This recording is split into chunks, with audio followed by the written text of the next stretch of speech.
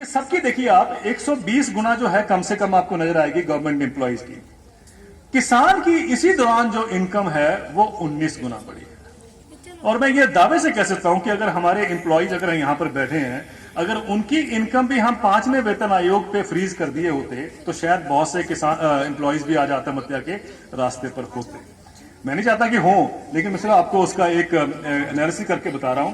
इसका मतलब साफ है कि हमने किसान को जबरन उसको गरीबी रखा है, इम्पॉवरिश रखा जो इंग्लिश में कहते हैं। और फिर हम कहते हैं कि किसान जो है वो जी उसकी कॉस्ट ऑफ प्रोडक्शन को कम किया जाए, उसकी लागत बहुत ज्यादा होती है उसको कम किया जाए। ये सब हम जो बातें करते हैं इसलिए करते हैं कि हमें डर होता है कि अगर किसान को पैसा दे दिया तो हमारी जेब से पैसा ना चला जाए, हमारा ना कुछ कट जाए। सरकारी मुलाजिम को 7वें वेतन आयोग में 108 अलाउंस मिलते हैं टोटल मिलाकर। पहले 196 थे, 196 को कम करके 108 अलाउंस मिलते हैं। मेरे को समझ नहीं आता कि जिस कैटेगरी को 108 अलाउंस मिलते हो उसको तनख्वाह देने की जरूरत क्यों बनती है। खैर वो अलग बात है। कहने का मतलब मेरा ये था कि आप ये देखिए किस तरीके से हमने उनको एक गैप डिलिबरेटली क्रिएट किया है। किसान की अगर 19 गुना मैंने कहा उसकी इनकम बढ़ी है, अगर हम किसान की इनकम कम से कम, मैं उसी पैटर्न से चल रहा हूं, 100 गुना बढ़ाई होती, 120 गुना मैंने कहा कम से कम सरकारी मुलाजिम की बढ़ी है, अगर हमने 100 गुना बढ़ाई होती किसान की इनकम, तो आज गेहूं का दाम एक्चुअली 7,600 रुपए प्रति क्विंटल होना चाहिए। अगर गेहूं का दाम 7,600 रुपए प्रति क्विंटल होना चाहिए तो आप ये देखिए कि किसान के साथ कितना बड़ा अन्याय हो रहा है कि उसको आप 1450 दे रहे हैं, जबकि उसका बनता है, जो उसका हक बनता है वो 7,600 का। मुझे ये इमीडिएटली बोला जाता है कि अगर 7,600 यानी 76 रुपए प्रति किलो गेहूं का दाम हो जाएगा तो इन्फ्लेशन तो कमाल आसमान को छू जाएगी। ये इसमें कुछ शक नहीं है कि अगर 76 रुपए मिलेगा किसान को तो आपकी इन्फ्लेशन जो है बढ़ेगी। लेकिन मुझे ये तो बताइए कि किसान को हम क्यों सजा देते हैं जब वो अपनी पैदावार शुरू करता है। किसान को तो सजा दे रहे हैं ना, हम जानते हुए कि इसको हमें नहीं देना है उसका हक, तो हम तो उसको सजा शुरुआत से देते हैं और फिर हम ये कहते हैं कि साहब उसकी प्रोडक्टिविटी जो है वो नहीं बढ़ रही है। ये हम एक आर्गुमेंट देते हैं। ये भी मैं सुनता आया हूं कि साहब किसान जो है शराब बहुत पीता है, किसान जो है वो शादियों में बहुत पैसा खर्च करता है। ये हमारे बहुत सारे वैज्ञानिक भी कहेंगे, एक्सपर्ट्स भी कहेंगे। मैं तो नहीं जानता कि कितने सरकारी अफसर हैं जो शराब नहीं पीते हों और अच्छे अच्छे ब्रांड के पीते हैं। हाँ जी, कमी नहीं है, और फिर भी वो आत्महत्या क्यों नहीं करते ये समझ नहीं आता अगर शराब ये क्राइटेरिया हो तो। क्योंकि अगर किसान जरा ठर्रा पी लेता है या देसी पी लेता है तो जो अमीर आदमी है वो ज्यादा अंग्रेजी पीता है, तो अंग्रेजी पीने वाले भी तो कुछ कहीं होंगे, ठीक है आपने घूस से बराबर कर लिया, लेकिन फिर भी मेरा कहने का है कि वो भी तो कारण होना चाहिए। वो क्यों नहीं वहां पर होता। शादियों में बहुत खर्चा होता है। देखिए किसान की भी तो अपेक्षा है, वो भी देखता है कि मेरे आसपास जो हो रहा है समाज में, वो भी कोशिश करेगा कॉपी करने के लिए। पर क्या मुझे बता दीजिए कभी सरकार को जो अभी एक प्रावधान लेके आना पड़ा कि 500 लोग से ज्यादा नहीं होंगे, क्यों करना पड़ा? क्योंकि आप ही लोग जो है वो ज्यादा खर्चा करते हैं। हम अपना खर्चा तो नहीं जानते, हम कहते हैं किसान बहुत ज्यादा खर्चा करता है। ये हमारी एक धारणा में आ चुका है। दूसरी बात यह कि किसान जो कर्जा लेता है उस काम के लिए नहीं करता, वो किसी और जगह पे उपयोग करता है, ये भी कहा जाता है। मेरी बात सुनिए, जब किसान को आप देते नहीं है कुछ जेब में, मैंने आपसे कहा कि 17 राज्यों में किसान की औसतन आय जो है वो 1700 रुपए से कम है हर महीने, तो वो क्या करेगा? कहीं ना कहीं से तो पैसा देगा, कोई कर्जे से लेकर उसको बेटी की शादी करनी है, बेटे की शादी करनी है, बच्चों को पढ़ाना है, हेल्थ किसी को बीमारी होगी वो भी देखना है, तो वो कहां से लाएगा पैसा? तो उसको भी तो चाहिए पैसा। लेकिन हम ये मान के चलते नहीं, किसान है तो उसको उसी लेवल पर रहना है।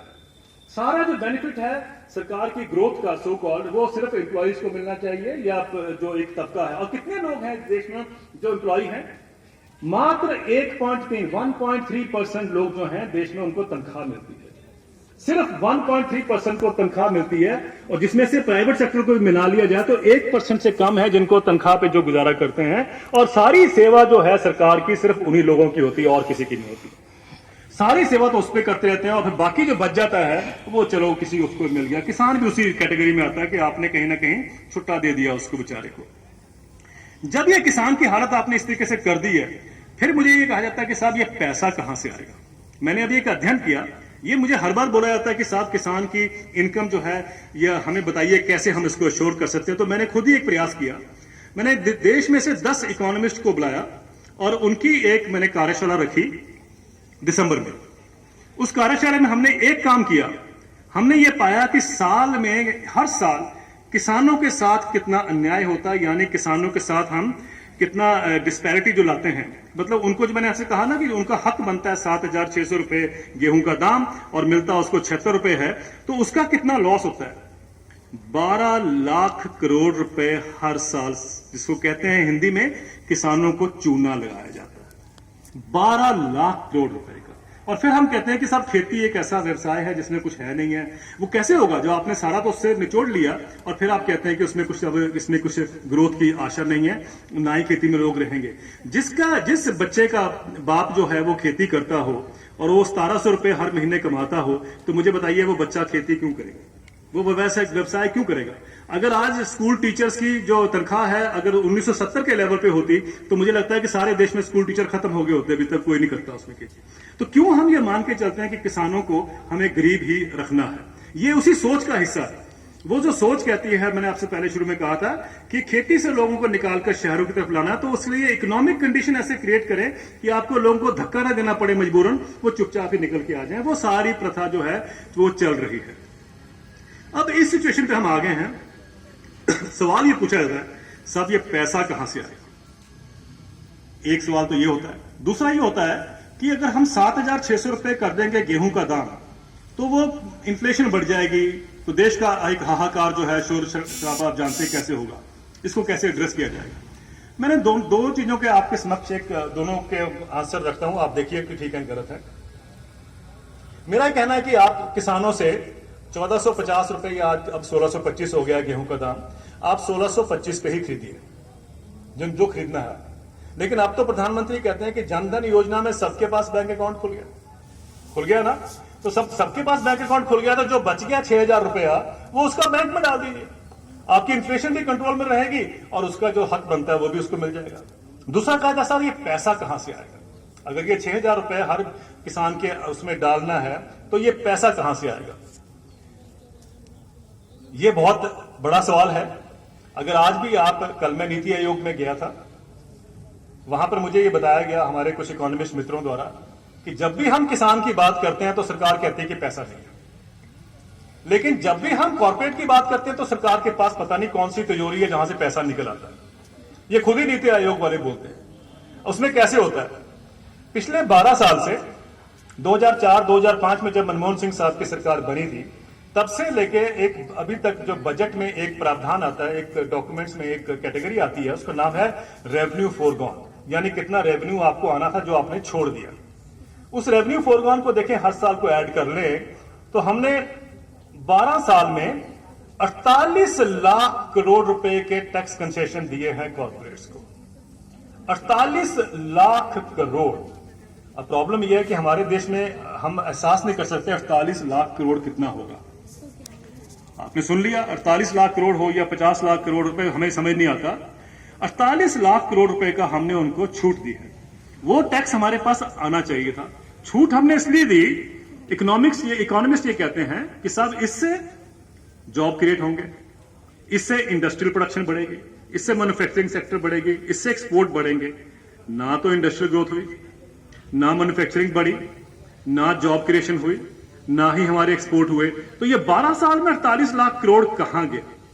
कहीं नहीं गया, उन्हीं की जेब में गया। जैसे इंग्लिश में कहावत है ना, money saved is money earned. जितना आप बचाते हो उतना आप एक तरह का कमाते भी हो। तो वो जो उन्होंने बचाया, टैक्स नहीं दिया सरकार को 48 लाख करोड़ रुपए का, तो वो जो टैक्स है वो उनकी जेब में गया। ऐसा नहीं है कि कहीं देश के बाहर चला गया, और उसको हम ग्रोथ मान के चलते हैं।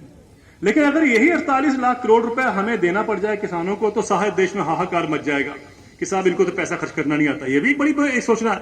हम लोग सारे जितने पढ़ लिख गए, हम सोचते हैं कि पैसा खर्च करना मुझे ही आता है, किसान को तो पैसा खर्च करना भी नहीं आता। ये भी मुझे कहा जाता है कि साहब आप कह रहे हो किसानों के हाथ में पैसा है लेकिन उनको तो खर्च करना नहीं आता। मतलब सारी बुद्धि जो है वो मेरे में ही है, क्योंकि पैसा चाहिए, मुझे ही चाहिए। अब ये जो 7वां वेतन आयोग आया, इसमें प्रधानमंत्री ने खुद कहा, वित्त मंत्री ने कहा कि इसमें 45 लाख सेंट्रल गवर्नमेंट के एम्प्लॉइज हैं, 50 लाख उनके वो हैं पेंशनर्स हैं। उनको हर साल 1,02,000 करोड़ रुपए का एडिशनल बर्डन होगा। बजट में 1 लाख करोड़ रुपया हर साल ज्यादा देना पड़ेगा। लेकिन अगर आप सारी स्टेट्स में राज्यों को मिला लें, कॉलेजेस को मिला लें, यूनिवर्सिटीज को मिला लें, ये सारे चीजों को मिला लें, तो तकरीबन हर साल 4,80,000 करोड़ रुपए का अतिरिक्त खर्चा आएगा सरकार के ऊपर। किसी इकोनॉमिस्ट ने नहीं पूछा कि साहब इससे फिस्कल डेफिसिट बढ़ जाएगा, ये पैसा कहां से आएगा। ना ही सरकार ने बताया कि साहब ये 4,80,000 करोड़ रुपए कहां से आएगा। लेकिन आप किसान को 1,00,000 करोड़ रुपए देख के बात कर लीजिए, आज हाहाकार मच जाएगा, साहब ये पैसा कहां से आएगा, ये तो हमारा फिस्कल डेफिसिट बढ़ जाएगा देश का। यानी कहने का मेरा तात्पर्य यह था कि ये सारा जो है सोच इस तरीके से बना दी गई है, क्योंकि हम एक्चुअली उसके बेनिफिशियरी हैं, हम सब उसके कहीं ना कहीं हमें लाभ मिलता है। हम सोच के बैठे हैं कि साहब अगर वहां कुछ होगा तो थोड़ा सा मुझे भी मिल जाएगा।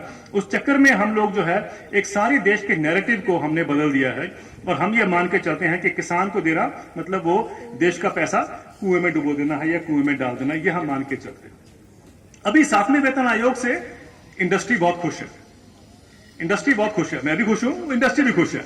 इंडस्ट्री कहती है कि साहब ये बूस्टर डोज है ग्रोथ के लिए, यानी जितना पैसा इनकी जेब में आएगा ये नई कारें लेंगे। अब तो 5-5 करोड़ की कारें भी आ गई हैं, और वो 5 करोड़ की कार भी लेंगे, फिर वो 50 या 52 या 58 इंच का टेलीविजन हो गया आजकल, वो भी लेंगे। ये सब कुछ लेंगे तो उससे ग्रोथ बढ़ेगी, उसकी बिक्री बढ़ेगी। जब डिमांड क्रिएट होगी तो बिक्री बढ़ेगी, तो इंडस्ट्रियल आउटपुट बढ़ेगा। ये आर्गुमेंट है। तो इससे सबसे बड़ी जो मेरा सोचना यह है कि अगर हम मैंने आपसे पहले कहा कि 50% जनसंख्या से ज्यादा हमारी खेती में है, अगर हम किसान के हाथ में पैसा देते हैं तब क्या ग्रोथ नहीं बढ़ेगी? तब भी तो डिमांड क्रिएट हो। किसान क्या करेगा? किसान उस पैसे को ये तो नहीं कि सारी दारू पी लेगा, दारू पी लेगा तब भी ग्रोथ में जाती है, लेकिन अगर वो कुछ ना कुछ सामान खरीदेगा, एफएमसीजी प्रोडक्ट्स खरीदेगा, सब खरीदेगा, तो ग्रोथ क्रिएट बढ़ेगी, डिमांड बढ़ेगी, तो इंडस्ट्री भी हमारी चलने शुरू हो जाएगी। तो यही तो एक रास्ता होता है ग्रोथ को बढ़ाने का। तो अगर हम देश के किसानों को पैसा दे दें तो क्या ये नहीं हो सकता? चपरासी की जो आय है मिनिमम 18,000 रुपए है अभी इसमें नए वेतन आयोग में, और यही एक कारण है कि हमारा हर नौजवान जो गांव में है वो चपरासी बनना चाहता है। अब तो एमबीएस भी लाइन में लगे हुए हैं चपरासी बनने की। इससे ज्यादा एश्योर्ड, मैं ये नहीं कह रहा हूं कि जॉब खराब है, पर मैं आपको इसे बताना चाहता हूं कि मिनिमम 18,000 रुपए की आपने जो जॉब क्रिएट की है, वो किसान को हम कम से कम 18,000 रुपए क्यों नहीं दे सकते, ये मेरा सवाल है। अगर हम किसान को भी 18,000 रुपए देना शुरू कर दे तो मेरा यह मानना है कि बहुत से लोग जो हैं शहरों से रिवर्स माइग्रेशन होगा, वो गांव में चले जाएंगे। शहरों में सब लोग तंग भी हैं लेकिन मजबूरन रहते हैं, वो गांव में चले जाएंगे और वहां पर जाके खेती करना शुरू कर देंगे। खेती का ये मॉडल विकास का होना चाहिए, लेकिन प्रॉब्लम यह है कि दुनिया का जो विकास का मॉडल है उसमें यह फिट नहीं होता। वो फिट इसलिए नहीं होता क्योंकि दिक्कत यह है कि हम लोग उठकर सवाल नहीं करते। हम लोगों की दिक्कत यह है कि हम जानते नहीं है, हम अपने क्लास में नहीं पूछते कि ये ऐसा होना चाहिए, क्लास टीचर अपने उनको नहीं पूछता आगे कि ये हमारे स्टेज में होना चाहिए। कहीं ना कहीं हम ऊपर से फॉलो, हम जैसे कहा ना मैंने पहले कि अच्छे किसान हैं, अच्छे किसान वो हैं जो डिपार्टमेंट ने बताया, जो उन्होंने कर दिया वो तो अच्छे किसान हैं।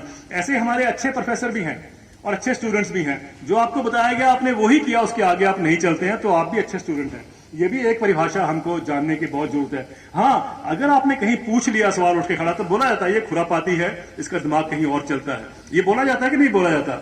वो मैं ये नहीं कह रहा हूं कि आप कहीं बॉम्ब रखिए या कुछ पत्थर मारिए, लेकिन कहीं ना कहीं हमारे में एबिलिटी होनी चाहिए कि हम समझें, देखें समाज के साथ, उसको परखें और फिर सवाल पूछें। ये अनफॉर्चुनेटली खत्म हो गया है आज हमारी सोसाइटी में। अब हम सवाल नहीं पूछते, अब जो हमें बोला जाता है, अब तो पत्रकारों ने भी सवाल पूछने बंद कर दिए हैं, तो अब तो सवाल पूछने का समय चला गया है। और रिजल्ट ये है कि आज जो हमें बोला जाता है, जो हमें परोसा जाता है, हम उसको एक्सेप्ट कर लेते हैं। लेकिन इसका मतलब यह नहीं कि जो हमें परोसा गया है शायद वो दुनिया उसको लेके भी चल रही है, मान भी रही है। अभी जो अमेरिका में आपने देखा कि डोनाल्ड ट्रंप साहब राष्ट्रपति बने हैं, वो बहुत सा अब दुनिया में सब माने जा रहे हैं कि भाई लोग मान रहे हैं कि एक्चुअली वो जो एक तरह का एक डिस्कंटेंट था समाज में, वो बाहर उभर के आया। लोगों को जो दिक्कत हो रही थी, जो बोल नहीं पा रहे थे, अब उन्होंने वोट के माध्यम से वो किया है। ये अलग बात है कि डोनाल्ड ट्रंप शायद उसके ठीक वो नहीं थे, रिप्रेजेंटेटिव नहीं थे, लेकिन क्योंकि चॉइस नहीं थी उनके पास, दो ही पार्टियां होती हैं वहां अमेरिका में, तो एक नहीं तो दूसरे को देना है, तो उसमें जो भी था वो हो गया। लेकिन खैर लोगों का जो एक गुस्सा था वो निकल के उसमें आया है। उसमें सबसे ज्यादा गुस्सा लोगों का आया वो ग्लोबलाइजेशन प्रोसेस के ऊपर आया। मुझे याद है जब ग्लोबलाइजेशन भारत में आया, WTO जो आया, तो उसमें WTO के माध्यम भी एक उसमें रास्ता था। WTO जब आया, मैंने उसमें एक लेख लिखा था, उसका टाइटल था रॉन्ग ट्रेड ऑर्गेनाइजेशन। तब मुझे प्रणब मुखर्जी साहब ने कहा था, जो वित्त मंत्री थे उसमें, कि देवेंद्र ने तो पढ़ा ही नहीं है वो जो WTO का डॉक्यूमेंट। बिल्कुल ठीक कहा उन्होंने, मैंने पढ़ा नहीं है। मुझे अब पता चला कि उन्होंने कितना पढ़ा था वो डॉक्यूमेंट। और अब तो दुनिया मान रही है कि भाई ग्लोबलाइजेशन जो है उसको डीग्लोबलाइजेशन करने में लगे हुए हैं कि भाई ये गलत हुआ इससे। क्यों?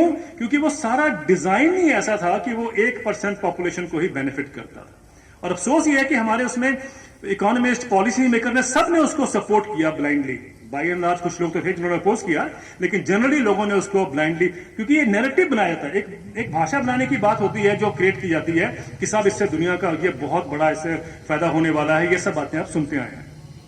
अब क्या हुआ कि सडनली अमेरिका जो है वो देख रहा है कि साहब इससे नुकसान हुए हैं, और अब वो जैसे वो तो अब मेक्सिको के साथ दीवार भी खड़ी करने को तैयार हो गए हैं। तो इसका मतलब है कि अब लोगों को समझ आ रहा है कि शायद उससे बहुत ज्यादा नुकसान हो गए हैं। उसको डी ग्लोबलाइजेशन कहते हैं। लेकिन इसके खिलाफ भी बहुत सा अभी मुझे लगता है कि समाज में, सोसाइटी में, एजुकेटिव सोसाइटी में ऑपोजिशन होगा, क्योंकि बहुत से लोग जो उसके बेनिफिशियरी थे वो शायद इतने जल्दी आसानी से कबूल नहीं करेंगे। मैं भी उसमें कुछ चीजें कहता हूं कि अच्छी हैं, कुछ चीजें बुरी हैं, लेकिन बुरी को भी एक्सेप्ट करना चाहिए। ये नहीं कहना चाहिए सब अच्छा अच्छा अच्छा अच्छा ही है। ये हमें जानने की बहुत जरूरत है। आज हम कहां पहुंच गए हैं इस सारी लड़ी में, ये हमें दुनिया में अगर हम देख के चलते हैं तो उसमें जैसे मैंने पहले आपसे कहा कि किसान को खेती से बाहर निकालने की जो कोशिश है उसी ग्लोबलाइजेशन का हिस्सा है। मैंने उस समय भी कहा था और मैं अब आपके साथ शेयर करता हूं, WTO के टाइम पर बहुत सी चर्चा हुई, पर मुझे एक कार्टून याद है। वो कार्टून इंडियन एक्सप्रेस के जिस दिन WTO की शुरुआत हुई थी 1995 में, उस दिन के पहले पन्ने पर था, जिसको छोटा पॉकेट कार्टून कहते हैं।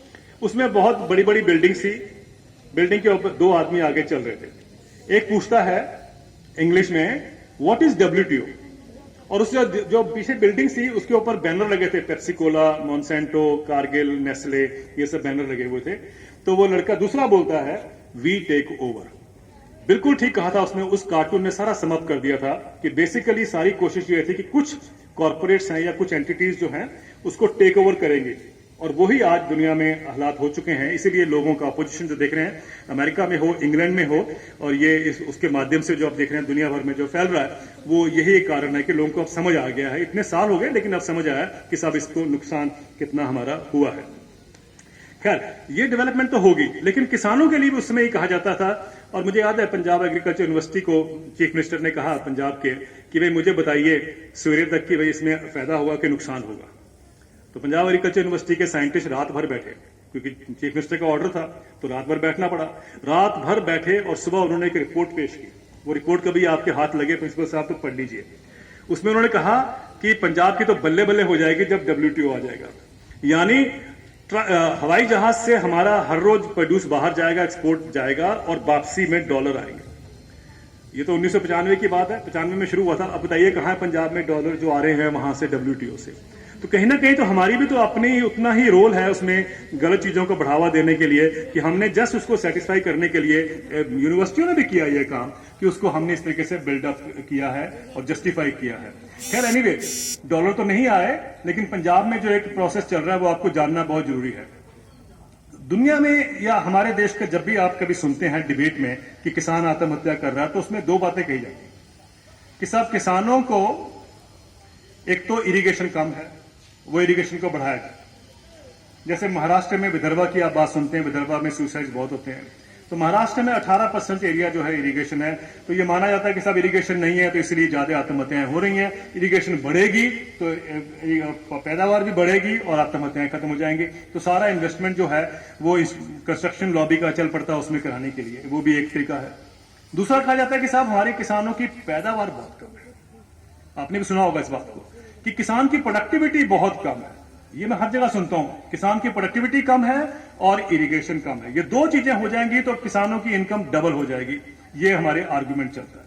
यही नीति आयोग कहता है, यही वित्त मंत्री का जो चीफ इकोनॉमिक एडवाइजर है वो भी यही कहता है कि साहब ये दो चीजें हो जाएंगी तो हमारा किसान जो है वो बिल्कुल संपन्न हो जाएगा। मैंने हर जगह ये चैलेंज किया है कि अगर आप ये मान के चलते हैं कि ये ठीक है तो पंजाब को भी उसमें गिनिए जरा, देखिए जरा पंजाब को। पंजाब में 98% अश्योर्ड इरिगेशन है, यानी 98% खेतों को पानी लगता है।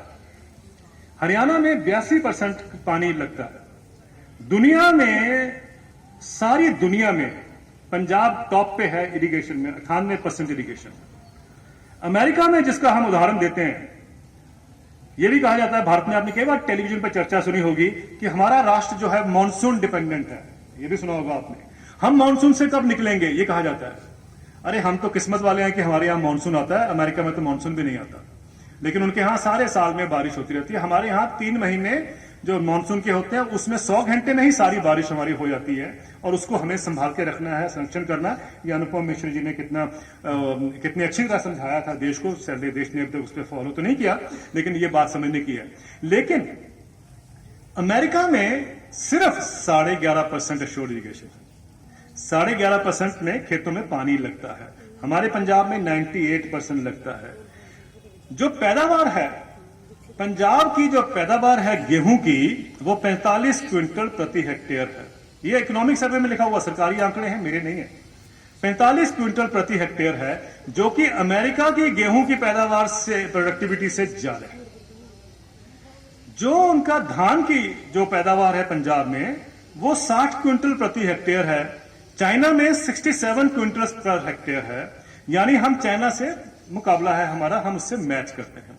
45 क्विंटल और 60 क्विंटल, और 98% पानी मिलता है। अब इसका मतलब तो यह हुआ, जो हमें बताया जा रहा है एक्सपर्ट्स द्वारा, कि साहब ये अगर प्रोडक्टिविटी बढ़ेगी और इरिगेशन बढ़ेगी तो उसकी इनकम बढ़ेगी। ये तो सुना आपने, मैंने पहले आपसे कहा। तो अगर ये हो रहा है तो पंजाब का किसान तो पूरा संपन्न होना चाहिए। लेकिन ये क्या कारण है कि पंजाब में हर रोज आप देखते हैं 3, 4, 5 किसान आत्महत्या कर रहे हैं।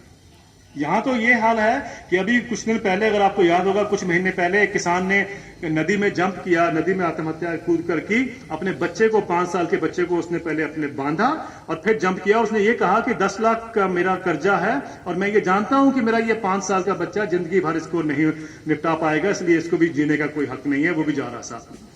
तो ये इसलिए हो रहा है क्योंकि हम ये, लेकिन जो इकोनॉमिस्ट कहते हैं उसके हिसाब से तो पंजाब की अगर सबसे दुनिया में टॉप पर है प्रोडक्टिविटी, फिर तो हमारे किसान तो चांद पर जाने के लिए तैयार होने चाहिए।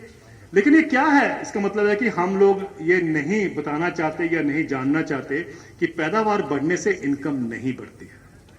ये जानना बहुत जरूरी है। हमने इनकम तो वही उसकी कंट्रोल की हुई है कि मैंने पहले आपसे कहा कि 19 गुना बढ़ी है 45 साल में उसकी इनकम। उसी मात्रा में बढ़ जाएगी। अगर बड़ा एरिया है तो बड़े मात्रा में बढ़ जाएगी, लेकिन उसी मात्रा में है वो तो नहीं बढ़ाई आपने। और फिर आप कहते हो कि प्रोडक्टिविटी बढ़ाने से उसकी इनकम बढ़ जाएगी। वो एक लिमिट तक तो काम करती है, लेकिन एक लिमिट के बाद नहीं करती।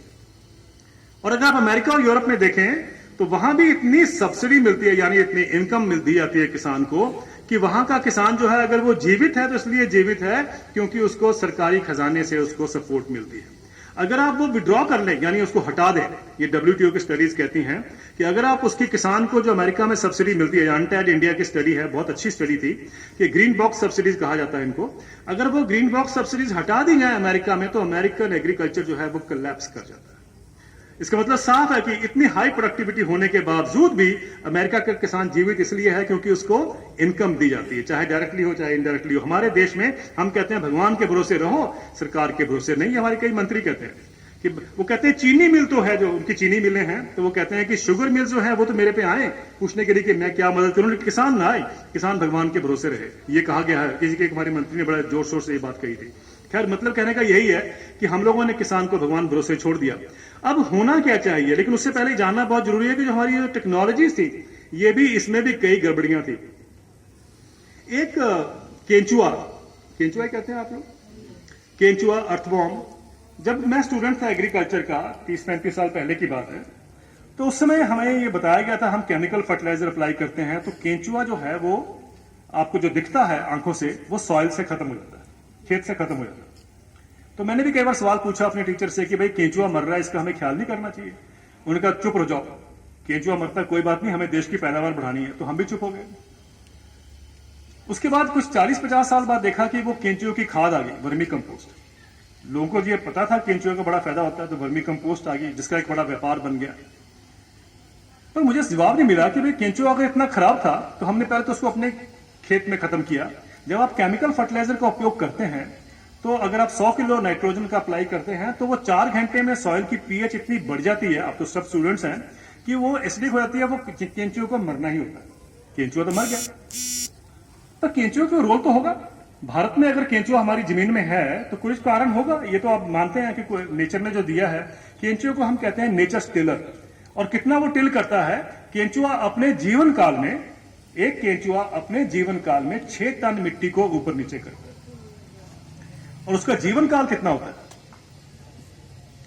केंचुए का जीवन काल 1 महीने से लेकर 3 महीने के बीच में होता है और उसमें 6 टन मिट्टी को वो ऊपर नीचे करता है। इतना इसका बड़ा रोल था, लेकिन हमें बताया गया इसकी जरूरत नहीं है। तो मैं सोचता रहा ये कैसे हो गया कि हमारे देश में उसकी जरूरत दिखाई नहीं दे रही है।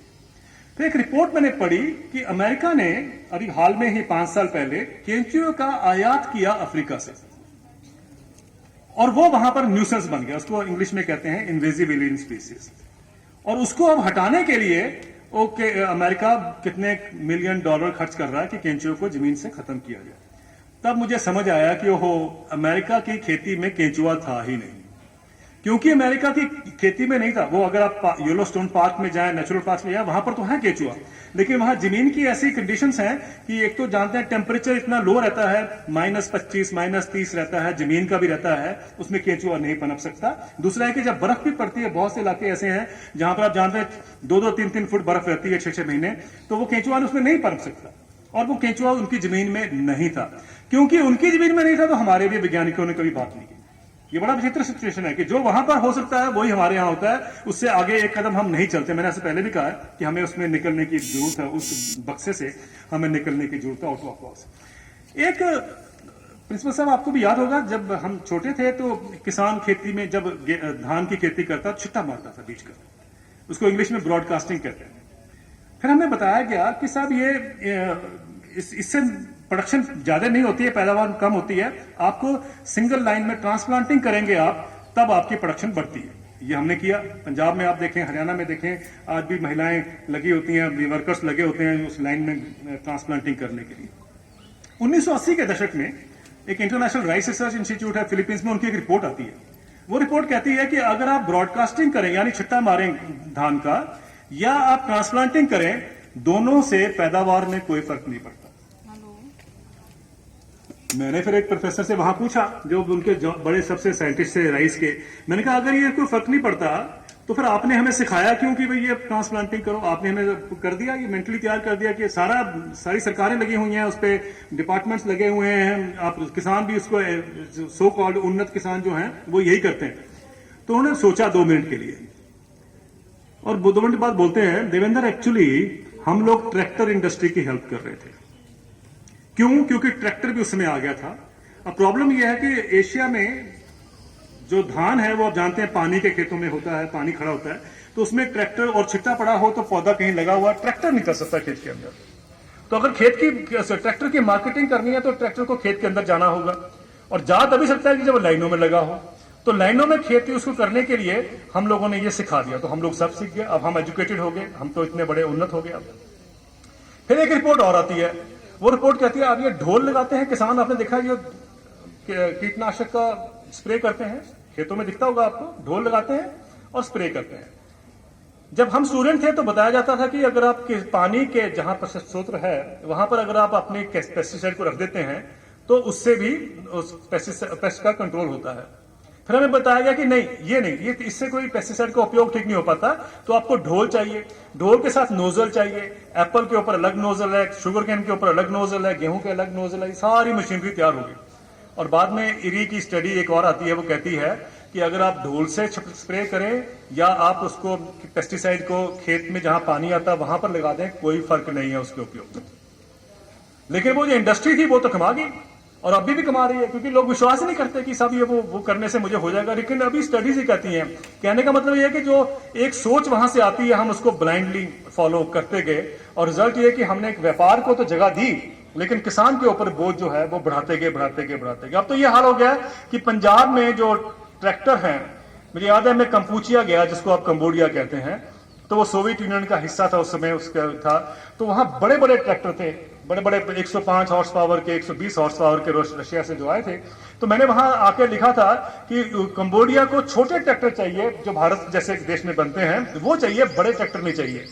और मजे की बात देखिए, आज ये हालात हो गए कि पंजाब में अब 105 110 हॉर्स पावर के ट्रैक्टर जिसके अंदर केबिन एयर कंडीशन होगा, ये जबकि पंजाब में जरूरत नहीं है 105 हॉर्स पावर के ट्रैक्टर की कभी वहां पर, लेकिन वो लाए जा रहे हैं क्योंकि एक व्यवसाय है जिसको उसमें फायदा होता है। तो वो नैरेटिव चेंज कर देता है कि साहब किसान का उन्नत हो, किसान मतलब है कि आपके मूंछें ऊपर हों और आप एयर कंडीशन कैबिन में बैठ के ट्रैक्टर चलाते हो, तभी आप उन्नत नजर आते हैं। तो ये भाषा बदल दी जाती है। और वो जो भाषा का जो अभिप्राय है, वो सारा जो मतलब है, वो बेचारे गरीब किसान को उसका बोझ उठाना पड़ता है। चाहे वो 105 हॉर्स पावर का ट्रैक्टर ले, चाहे वो 500 रुपए पे उसको मिल जाए कोलेट्रल पे, लेकिन सच्चाई ये है कि उसका कर्जा तो कभी न कभी उसको चुकाना है। और वो जो कर्जा चुकाने की होड़ में बेचारा लगा रहता है, वो यही एक कारण है कि हमने उसके जो एक्सटर्नल इनपुट से इतने ज्यादा ऐड कर दिए जिसकी जरूरत नहीं थी। कहने का तात्पर्य कि उनकी जरूरत नहीं थी, लेकिन वो लादे गए टेक्नोलॉजी के नाम पर। आजकल ये प्रॉब्लम बड़ी हो गई है कि सब किसान जो है वो टेक्नोलॉजी का उपयोग नहीं करते। टेक्नोलॉजी क्या होती है? जो किसी कंपनी द्वारा बेची जाती है वो तो टेक्नोलॉजी होती है, जिसमें जिस कंपनी पे कंपनी का ब्रांड ना लगा हो उसको हम टेक्नोलॉजी नहीं मानते। ये एक बहुत बड़ा एक दुर्भाग्य हो गया इस सारी सोसाइटी में, लेकिन उसका सारा खामियाजा जो है वो हमारे किसान भाई को सहना पड़ता है। और एक मैं एक उदाहरण और देना चाहूंगा। ये जो गाय हम देखते हैं, मैंने इसकी बहुत जगह बात भी करता हूं। गाय जो है हमारी देश में, हम ये मान के चलते हैं हमारी गाय निकम्मी है। गाय 2 किलो, 1.5 किलो, 3 किलो दूध देती है, हमारी जितनी भी नस्लें हैं। और ये बात माना जाता है कि मुझे याद है जब वर्गीस कुरियन साहब थे, मैंने उनसे एक बार कहा कि साहब आप ये हॉल्स्टीन फ्रीजियन और जर्सी बाहर से लेके आते हैं क्रॉस कर, हमारी देश की गाय में क्या प्रॉब्लम क्या है? तो उन्होंने कहा तुम्हें मालूम नहीं है, दूध तो देती नहीं है, वो 2 किलो 3 किलो दूध देती है। तो हमने सबने एक्सेप्ट किया, हम भी चुप रहे। लेकिन मुझे कुछ साल पहले मेरी आंखें खुली जब मैंने एक रिपोर्ट पढ़ी एसएओ की। उस रिपोर्ट में कहा गया कि ब्राजील, जो कि दुनिया का आधा डिस्टेंस है, वो it has become the biggest exporter of Indian breeds of cows, यानी भारत की नस्लों का सबसे बड़ा निर्यातक जो है वो ब्राजील बन चुका है। आपके यहाँ की साहिवाल नस्ल है, साहिवाल जो है ब्राजील में, और साहिवाल यहाँ पर पंजाब में या हरियाणा में या इस रीजन में हम देखें तो ज्यादा से ज्यादा 20 लीटर दूध देती है, एवरेज जो मैं कह रहा हूं। और अगर वहां देखते हैं तो हमें ये कहा जाता है कि हमारी गाय तो निकम्मी है, निठल्ली है, ये सब बातें हमने सुनी है। लेकिन वहां पर अगर हम देखते हैं तो मैं अभी जब पीछे में जब ब्राजील गया तो एक बुल का, हमारा ट्रेडिशनल बुल था, उसका ऑक्शन में जब था मैं, तो उसमें एक ऑनगोल नस्ल है हमारे देश की, वो आंध्र प्रदेश तमिलनाडु से आती है, ऑनगोल उसका नाम है। वो बुल का ऑक्शन हुआ $220 मिलियन का। हमारे तो मुर्रा बफेलो की हम बात करते हैं, सब 50 लाख का बिक गया है और हम मर्सिडीज से ज्यादा वो है, ठीक है, वो जरूर हुआ है। लेकिन हमारा ही बुल ब्राजील में ऑक्शन होता है $220 मिलियन में। अब देखिए हमारा ही बुल है। गाय का हाल देखिए वहां पर, तो जब मैं पहली बार गया था तो जो गीर गाय थी हमारी, गिर गाय आजकल काफी प्रचलित हो रही है यहाँ पर, गिर गाय थी वो 48.8 लीटर दूध दिया था, नंबर 1 पे वहां पर थी ब्राजील में। आज हमारी जो गिर गाय ब्राजील में है वो 73.3 लीटर दूध देती है, 73.3 लीटर दूध देती है। यानी इसका मतलब ये हुआ कि हमारी गाय दूध दे सकती है, कैपेसिटी है, इनबिल्ट कैपेसिटी उसमें थी, लेकिन हमने उसको जाना नहीं और हमें बाहर का, तभी तो कहते हैं कि घर का जोगी जोगड़ा बाहर का जोगी श्रेष्ठ, तो वही है कि बाहर का था तो हमने उसको लिया और अडॉप्ट किया। कोई बात नहीं, बुरी बात नहीं है, लेकिन उसके साथ आप प्रॉब्लम भी लेके आते हैं। जब बाहर की चीज लेके आते हैं उसकी एडेप्टेबिलिटी में बहुत दिन लगते हैं, और यही कारण है किसान के ऊपर एक और बोझ आ जाता है कि आप उसको डिजीजेस को देखना पड़ेगा, आपको पंखा भी देना पड़ेगा, ये सब। आपने कभी जर्सी को 1 किलोमीटर चला के देख लीजिए, आपको पता चल जाएगा मेरा क्या मतलब है हमारे देश